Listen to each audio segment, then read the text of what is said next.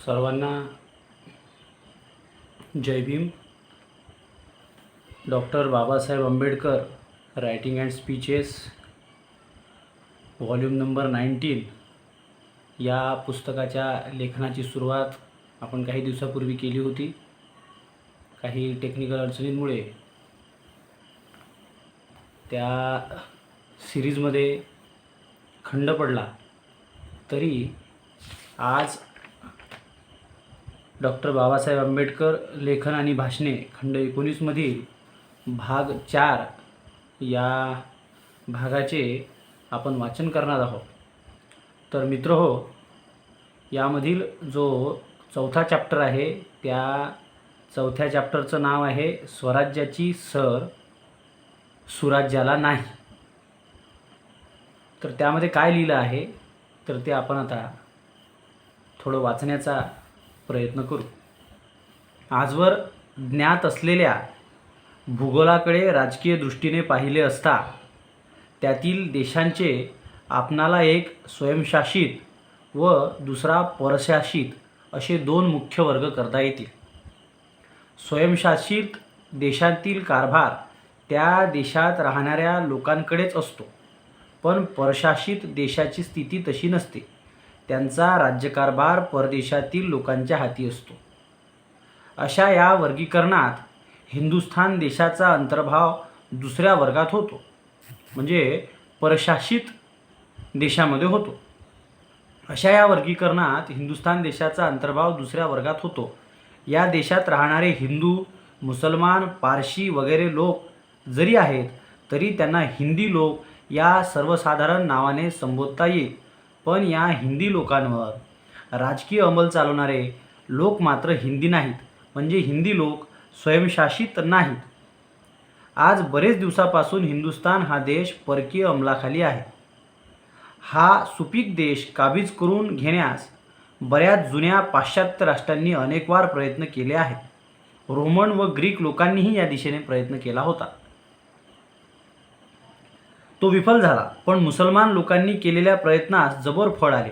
जरी मुसलमान लोकांच्या हिंदुस्थानावरील स्वाऱ्यास इसवी सन 986 सुरुवात झाली असली तरी या देशात कायमचे ठाणे मिळण्यास त्यांना बराच अवधी लागला.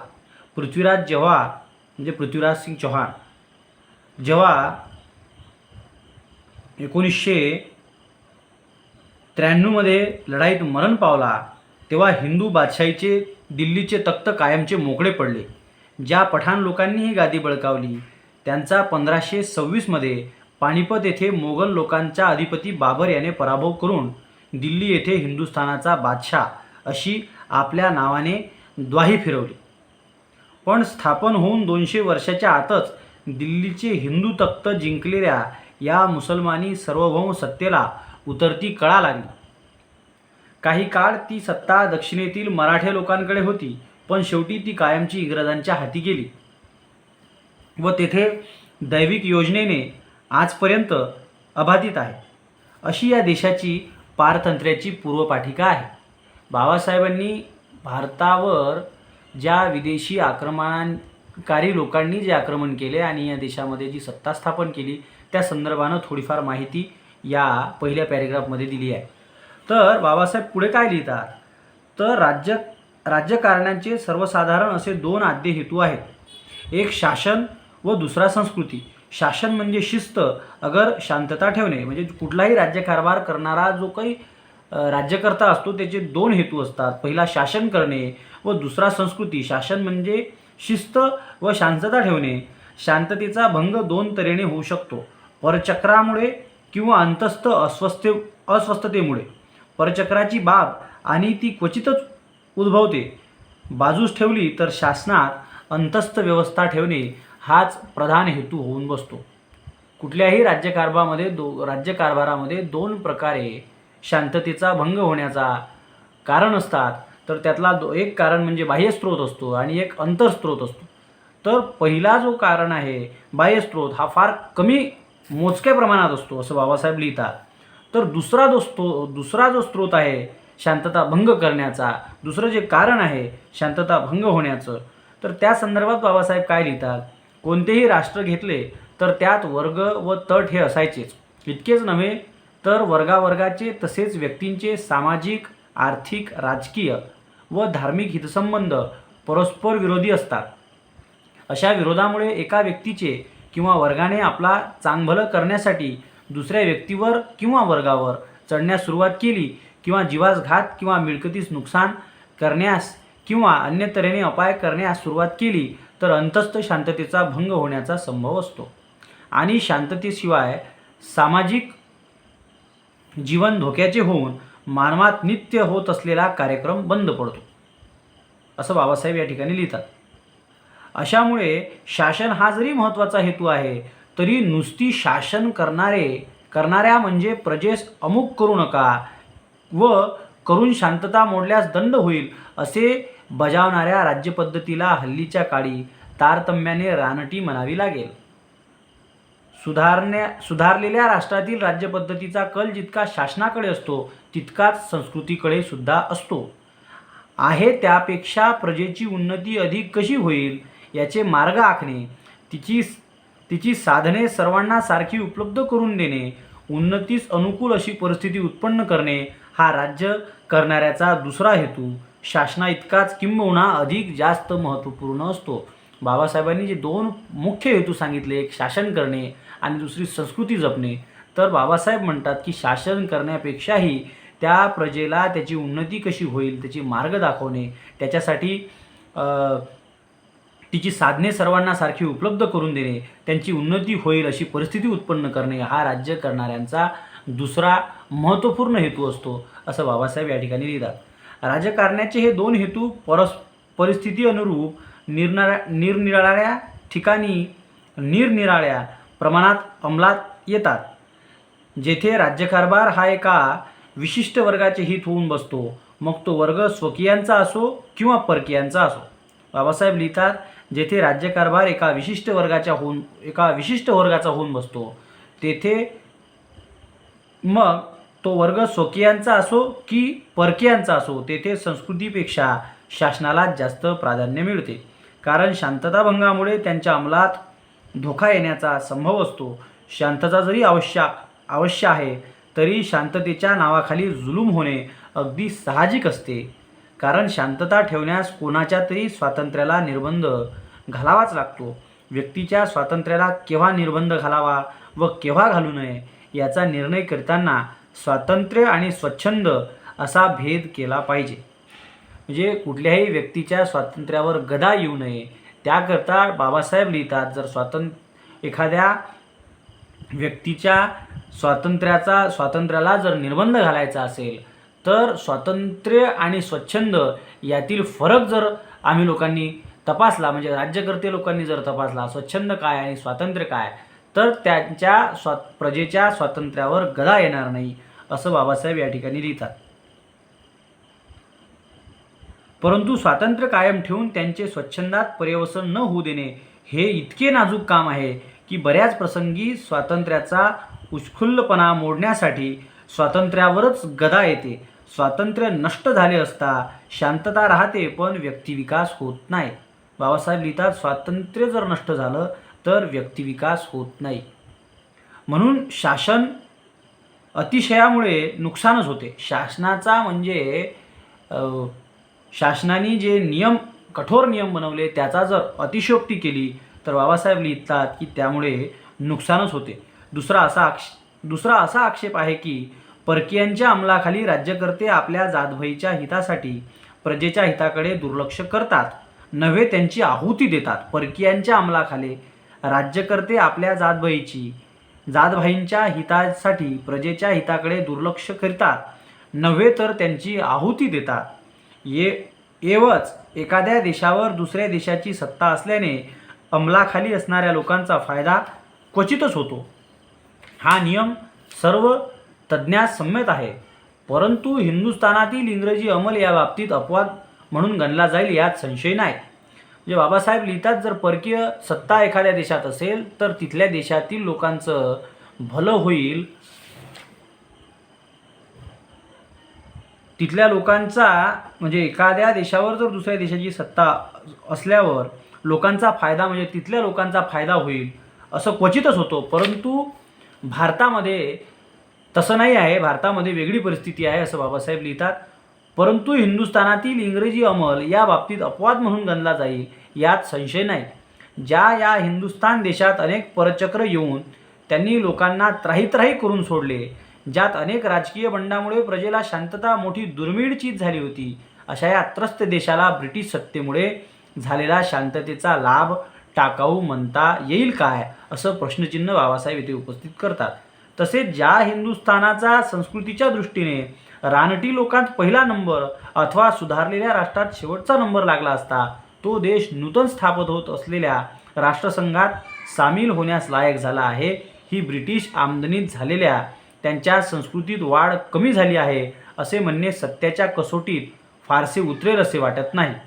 परंतु स्वकीयांच्या अंमलाखाली जर प्रजा संतुष्ट नसते हे अनुभवसिद्ध आहे, तर परकीयांच्या अंमलाखाली ती असंतुष्ट असल्यास त्यात मोठे नवल नाही.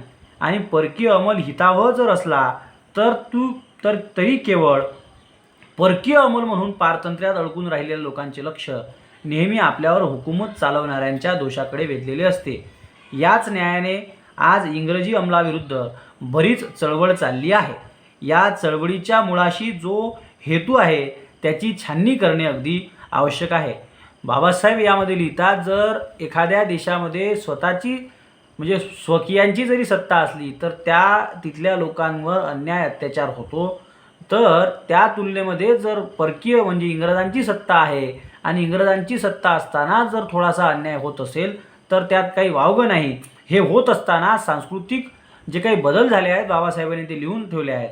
तर सांस्कृतिक बदल ज्या प्रमाणात झाले आहेत ते बाबासाहेब म्हणतात की ते काही वाईट आहेत का, तर जर ते वाईट नसतील तर त्यांच्या विरोधामध्ये जे लोक चळवळ चालवतात त्यांचा मुळात स्वातंत्र्य मिळवणे हा हेतू आहे का, याची आपण छाननी केली पाहिजेत असं बाबासाहेब या ठिकाणी लिहितात.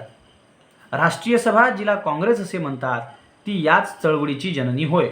ही सभा प्रतिवर्षी भरते. तिचे 34वे अधिवेशन गेला नाताळात अमृतसर शहरी झाले. ही राष्ट्रीय सभा 1985 मध्ये अस्तित्वात आली व ती अस्तित्वात येण्याची कारणे अगदी साहजिकच आहेत. कोणत्याही देशाला आपली खरी स्थिती काय आहे हे तारतम्याने कळतेच.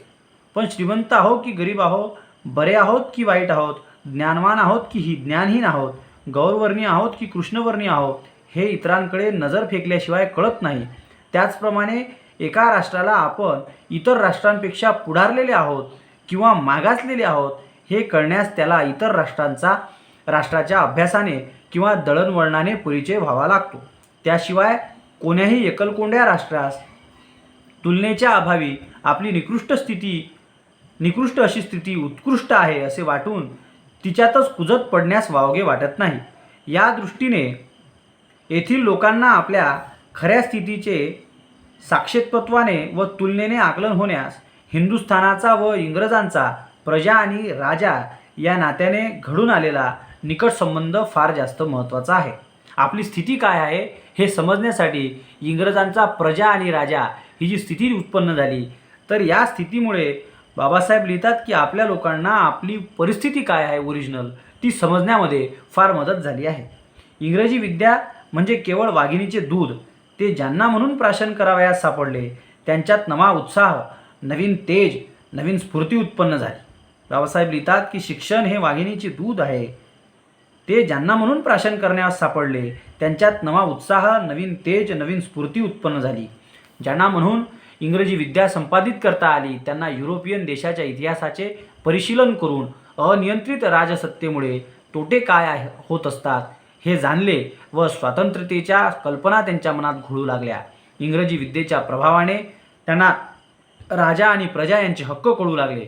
हे वाघिणीचे दूध पिऊन पुष्ट झालेल्या या पिलांनी इंग्रजांच्या सत्तेच्या विरुद्ध प्रजापक्षाच्या वतीने भांडण्यास जारीने सुरुवात केली. इंग्रजी राज्य जरी परकीय लोकांचे राज्य आहे तरी काही सरकारी अधिकारी वजा जाता त्यांनी प्रजापक्षाच्या या सभेस वारंवार सहानुभूती दाखवली. इतकेच नव्हे तर खुद्द हिंदुस्थानाचे माजी गव्हर्नर जनरल लॉर्ड डफरिन यांनी तिच्या उभारणीस हातभार लावला व आपली सहानुभूती केवळ शब्दात न ठेवता तिच्या मागण्यास अनुसरून आपल्या राज्यव्यवस्थेत सुधारणा करण्यास मागे घेतले नाही हे त्यास भूषणावह आहे. हा प्रजापक्ष उभारल्यापासून म्हणजे काँग्रेस उभारल्यापासून ब्रिटिश सरकारने शिक्षणाच्या बाबतीत उदारबुद्धीचे धोरण स्वीकारले आहे. प्राथमिक शिक्षण मोफत व सक्तीचे करण्याचा क्रम सुरू केला आहे. व्यावहारिक व शास्त्रीय शिक्षणाकरिता शिष्यवृत्ती निर्माण करण्यात आल्या आहेत. आरोग्याच्या बाबतीत सरकारकडून मोठ्या प्रमाणावर पैसा खर्च होत आहे. दारूसारख्या मादक पदार्थावर कर वाढवून दारूच्या व्यसनास आळा घालण्यास, दारूचे गुत्ते बंद करण्यास किंवा दारूची विक्री नियंत्रण करण्यास सुरुवात झाली आहे. लोकांच्या तक्रारी ऐकून जंगलासंबंधी चाऱ्याची व जाळाऊ लाकडाची सवलत देण्यात येत आहे. मिठावरील कर कमी केला आहे. प्राप्तीवरील कराची किमान मर्यादा वाढवली आहे. पोलीस खात्यातील वरिष्ठ व दुय्यम प्रतीच्या जागा व लष्करी खात्यातील वरिष्ठ दर्जाचे हुद्दे ऐतदेशीय लोकांस मिळू लागले आहे, म्हणजे आपल्या देशातील लोकांस मिळू लागले आहे. मुलकी शिक्षण इत्यादी खात्यातील वरिष्ठ प्रतीच्या नोकऱ्या त्यांना मिळाव्या असे नुकतेच ठरले आहे. म्हणजे वरिष्ठ प्रतीच्या नोकऱ्या मिळाल्या पाहिजेत हे सुद्धा ठरले आहे. शेतकीची सुधारणा तसेच पतपेढीची स्थापना सरकार जोराने करीत आहे. इतकेच नव्हे तर प्रजेतील लायक व जबाबदार अशा माणसांना प्रांतिक व वरिष्ठ कायदे मंडळात घेऊन त्यांच्या सल्ल्याने कायदे ठरवले जात आहेत. प्रजापक्षाकडील माणसांना कायदे काउन्सिलात घेण्याच्या पद्धतीतही सरकारने उत्तरोत्तर उदारपणाचे धोरण दर्शवले आहे. प्रथमतः म्हणजे 1861 साली जेव्हा प्रजापक्षाकडील माणसास सरकारी कायदे काउन्सिलात घेण्याचे तत्त्व मान्य झाले, त्यावेळेपासून तर 1892 पर्यंत सरकारी निवडणुकीत प्रजेतील कोणत्या माणसांना घ्यावे हे सरकारच्या आवडीनिवडींवर अवलंबून असे. पण सरकारने निवडलेला सभासद प्रजेच्या हिताला नेहमीच जात असे नाही. बहुधा तो हाजी करणाऱ्यांपैकी असे. निदान काउन्सिलातील आपली जागा कायम राखण्यासाठी सरकारची मर्जी राखावी म्हणून प्रजापक्ष सत्य असूनही स्वार्थासाठी त्याची तो आहुती देत असे. आपण नेमलेले सभासद म्हणजे आपले प्रतिनिधी जी हुकूम म्हणणारे आहेत, प्रजेचे हितकर्ते नव्हते, अशा टीकेमुळे नेमणुकीच्या ऐवजी निवडणुकीचे तत्त्व अंमलात आणल्या गेले आहे. एकूण ब्रिटिश राज्यपद्धतीचा कल वर्षोवर्षी सुराज्य पद्धतीकडे करण्याकडे आहे. हे त्यांच्या कट्ट्या शत्रूलाही कबूल करणे भाग आहे. अशा संदर्भाचं लिखाण बाबासाहेब या ठिकाणी लिहितात. बाबासाहेब लिहितात की इंग्रज आले तेव्हापासनं या देशातील प्रजासाठी त्यांनी काय काय केलं आहे त्या संदर्भाचं लिखाण बाबासाहेबांनी इथे केलं. आणि त्याच्या शेवटीचं जे कोटेशन बाबासाहेबांनी केलं आहे की हे सगळ्या ज्या गोष्टी, ह्या सगळ्या ज्या सुधारणा आहेत, या सुधारणा पाहून इंग्रजांचं जी राज्यपद्धती आहे ही सुराज्य पद्धती नाही हे कोणीही, म्हणजे इंग्रजांचा कितीही कट्टा शत्रू असला तरीसुद्धा हे तो म्हणू शकणार नाही. प्रजापक्षाची ही राष्ट्रीय सभा, प्रजापक्षाची म्हणजे काँग्रेस, ही जी प्रजापक्षाची जी काँग्रेस आहे, राष्ट्रीय सभा आहे, ब्रिटिश राज्यपद्धती सुराज्य पद्धती करून आणण्यासाठी जन्मास आली हे जर खरे आहे तर वर निर्दिष्ट केलेल्या सुधारणा पाहून काँग्रेसचे समाधान झाले पाहिजे. परंतु समाधान न होता उलट असंतोष जास्त वाढला आहे असे दिसून येते. याचे कारण या राष्ट्रीय सभेच्या आद्य हेतूत झालेला बदल हेच आहे. तिला आता सुराज्य नको, कारण स्वराज्याची सर सुराज्याला नाही या नवीन तत्वाने तिच्यावर म्हणजे काँग्रेसवर पगडा बसवला आहे. निवड तत्वाला हरकत नाही, परंतु व्यावहारिकदृष्ट्या आणि तत्वापेक्षा व्यवहार श्रेष्ठ आहे. स्वराज्य कोणाचे व ते कशासाठी हे कळल्याखेरीज या तत्वाची री आम्ही तरी ओढू शकत नाही. म्हणजे डॉक्टर बाबासाहेब आंबेडकर लिहितात की स्वराज्य कुणाचे आहे आणि ते कशासाठी आहे हे जोपर्यंत काँग्रेस करून आम्हाला कळणार नाही तोपर्यंत स्वराज्य हे म्हणजे स्वराज्याची सुराज्याला नाही या नवीन तत्वाची म्हणजे ह्या नवीन तत्वाच्या मागे आम्ही तरी लागणार नाही. अशा पद्धतीचं लिखाण बाबासाहेब आंबेडकरांनी या 4थ्या नंबरच्या चॅप्टरमध्ये केलं आहे. तर मित्रहो, मला असं वाटते या 4थ्या चॅप्टरमध्ये बरीच माहिती आपल्याला मिळाली असेल आणि या माहितीचा तुम्हाला सर्वांना उपयोग होईल अशी मी आशा करतो. तुम्ही या व्हिडिओला जास्तीत जास्त लोकांपर्यंत पोहोचवाल अशी सुद्धा आशा करतो. धन्यवाद.